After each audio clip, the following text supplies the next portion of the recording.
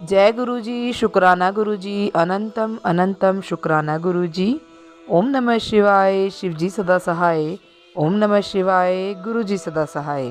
गुरु जी के चरणों में कोटि कोटि प्रणाम और सारी संगत जी को जय गुरु जी। संगत जी, आज का सत्संग मनी अंकल जी का है, तो देर ना करते हुए सत्संग को शुरू करते हैं। मेरा नाम मनी है और मेरी आंटी का नाम रीमा है।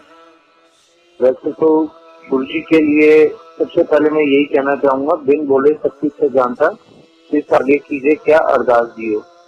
गुरु जी से कुछ मांगना नहीं पड़ता। गुरु जी को सब पता होता है कि हमारे को किस चीज की जरूरत है। ऐसे ही वैसे तो गुरु जी की बड़ी कृपाएं हैं हमारे पे, लेकिन कुछ मैं आपके साथ शेयर करना चाहूंगा, जिनमें से एक ये है कि मेरी आंटी की डेथ हो गई थी और गुरुजी ने उन्हें लाइफ दी। जब मेरे बेटे की डिलीवरी होनी थी तो आंटी के साथ मैं हॉस्पिटल में था। मेरे पास गुरुजी की एक छोटी फोटोग्राफ थी जिसमें एक क्लिप लगा हुआ था। तो आंटी को ऑर्नामेंट उठवा चुके थे और ग्रीन गाउन डालने के लिए, चेंज करवाने के लिए ले जा चुके थे। उतने में मेरे दिल में आया कि गुरुजी की फोटोग्राफ आंटी के माथे पे लगवा दूं। मैं ओटी के दरवाजे पे वेट कर रहा था। उतने पे स्ट्रेचर पे आंटी को लेके आते हैं और मैंने आंटी के माथे पे गुरुजी की फोटो लगवाई और एकदम मेरा हाथ आंटी के गाउन की तरफ गया। मैंने वो क्लिप आंटी के गाउन पे लगा दिया। नर्सेस खड़े थे, किसी ने इतराज भी नहीं किया और गुरुजी की फोटोग्राफ आंटी के साथ ही ओटी में चले गई। डिलीवरी के बाद अचानक आंटी की हालत बहुत खराब हो गई, बहुत सीरियस हो गई। डॉक्टर बाहर आते हैं, नर्सेस डॉक्टर बाहर आते हैं, वो कहते हैं कि आप इमीडिएट ब्लड अरेंज करिए, हम और हमें इमरजेंसी डॉक्टर बुलाने पड़ेंगे। हमने कहा हुआ क्या? वो कहते बस टाइम वेस्ट ना करिए, आप फटाफट ब्लड अरेंज करिए। हम चले गए। हम पीछे से उन्होंने इमरजेंसी डॉक्टर भी बुलाए और वहां पर हम पीछे से शी वॉज फिनिश। आंटी कहती हैं कि मैं अपने शरीर से बाहर निकली, ओटी की छत हट जाती है और वो ऊपर खड़े होके अपने आप को उन्होंने पूरा कटा हुआ देखा। उन्होंने देखा कि ओटी पे सारा ब्लड ही ब्लड फ्लोर पे फैला हुआ है और एक लेडी डॉक्टर मुंह से सांस ले रही है, एक लेडी डॉक्टर पंपिंग कर रही है। एक जेंट्स डॉक्टर जो इमरजेंसी को बुलाया था, वो आंटी कहती है एक जेंट्स दीवार के साथ लगा के हेल्पलेस होके खड़ा है, जैसे इंसान बिल्कुल हार जाता है। और आंटी के पैरों की तरफ हमारी डॉक्टर खड़ी थी जो बड़ी ओल्ड एज की थी। वो भी बड़ी शिवरिंग कर रही थी, बड़ी परेशान सी दिख रही थी। लेकिन आंटी कहती मैं सब देखी जा रही थी कि ये हो क्या रहा है। आंटी कभी अपने शरीर को देखती थी, अपने आप को कटा हुआ देखती थी। उस समय आंटी ने देखा कि आंटी की बॉडी पे जो गुरुजी की फोटोग्राफ है वो ब्लैंक हो जाती है और गुरुजी उसी चोले में तो फोटोग्राफ से निकलते हैं और आंटी से थोड़ा सा ऊपर जाते हैं और किसी से आंटी का नाम ले लेके बार बार लड़ते हैं। आंटी कहती थी मैं बड़ी हैरान थी कि गुरुजी क्यों मेरे लिए मेरा नाम ले लेके इतना लड़ रहे हैं। आंटी ने दूसरी तरफ नहीं देखा कि कौन है, लेकिन गुरुजी को बार बार आंटी का नाम लेते हुए लड़ते हुए देखा। उस समय गुरुजी ने आंटी को पुश किया और आंटी बॉडी में चली गई और आंटी को लाइफ आ गई। हमारी जो डॉक्टर थी वो बड़ी ओल्ड एज की थी।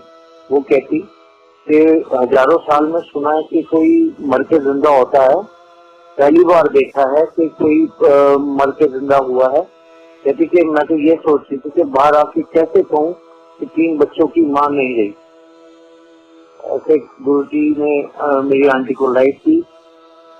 और एक बताता हूँ कि हम लोग जब नए नए जाना शुरू हुए, इस सत्संग से आपको ये हुआ कि गुरुजी ड्रीम में ही साक्षात आते हैं। तो हम लोग जब नए नए जाना शुरू हुए तो एक दिन हम लोग वापस जा रहे थे गुरुजी के पास से एम्पायर स्टेट से। तो रास्ते में आंटी कहने लगी कि आज के बाद ना मैं नहीं आऊंगी। तो मैंने कहा पता नहीं क्या हुआ, मैं बड़ा शॉक हुआ। मैंने कहा क्यों, किसने कुछ कहा, क्या बात हुई? कहने लगी कि 2 कश्तियों में पैर रखने वाला हमेशा डूबता है। तो आंटी मैंने कहा कि नहीं ऐसी बात नहीं है, मुझे तो यहाँ पे बड़ी पावर नजर आती है। बड़ी पॉजिटिवली नजर आती है, तो मैं तो आया करूँगा। आंटी ने कहा ठीक है। आंटी ने आना बंद कर दिया। मैं अपना अकेले ही आया करता था। फिर गुरु जी के कुछ टाइम, एक दिन हमारा हमारा डे भी तब तक फिक्स हो चुका था। वीकली गुरु जी एक डे दिया करते थे। तो एक दिन हमारा डे था, तो मैं जल्दी फ्री हो गया। मैंने कहा चलो घर जाके फ्रेश होके फिर जाते हैं। तो मैं घर आया, मैं फ्रेश हुआ, मैं तैयार हो रहा था, तो आंटी बैठी हुई थी अपना बेड पे। तो आंटी ने कहा कि आज सुबह ना गुरु जी ने दर्शन दिए, एक ड्रीम आया गुरु जी का, और गुरु जी ने कहा कि तू ना 2 कश्तियों में पैर नहीं रखना, ना रख, लेकिन आज मेरे को ला।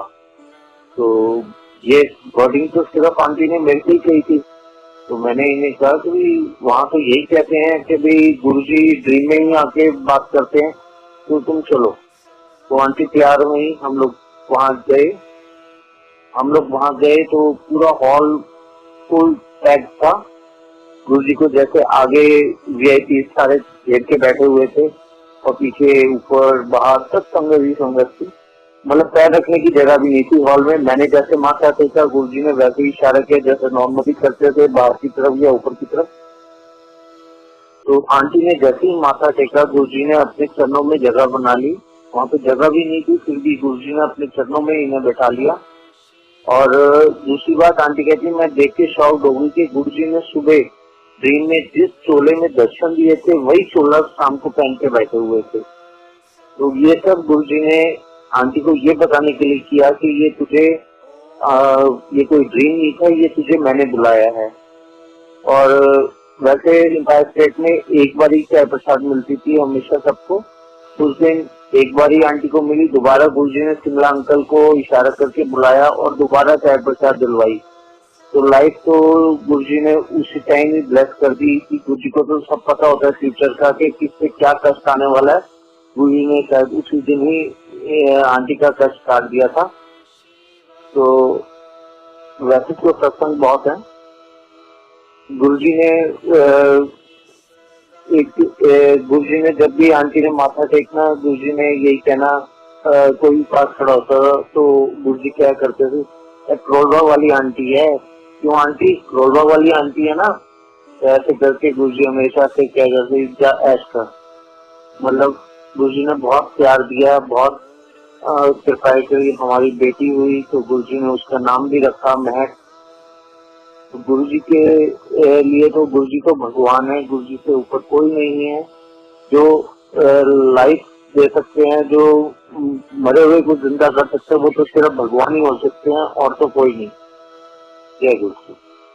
संगत जी, यदि सत्संग पसंद आया हो तो सत्संग को लाइक करें, चैनल को सब्सक्राइब करें। जय गुरु जी, शुक्राना गुरु जी। सारी संगत जी को जय गुरु जी।